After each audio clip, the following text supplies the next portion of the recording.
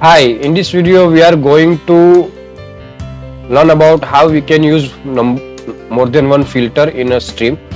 So in previous video we can see that how we can retrieve single element from the list. We know that in a list we add number of users information, John, Nilesh and Mayur, and I want to information Mayur's information, then I add here 3 user ID.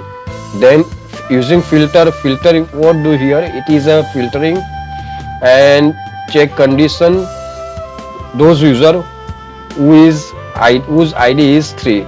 So currently I run program this is, and if information available in a list, then it is return information of user.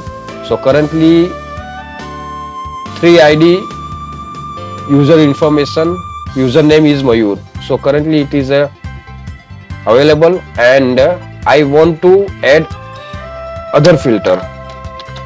Then again here I add username is start with M.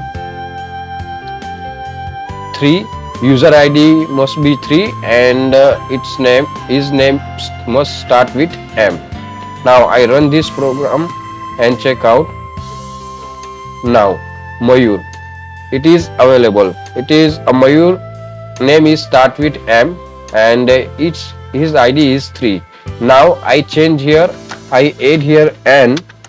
So basically what happened, it is retrieve those user information whose ID is 3 and whose name is start with N.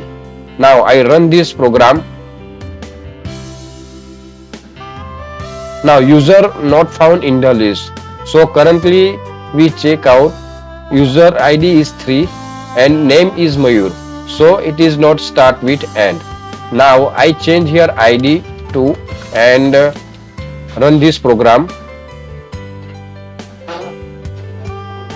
Now Nilesh is found in the list. Now second ID is 2, check in list.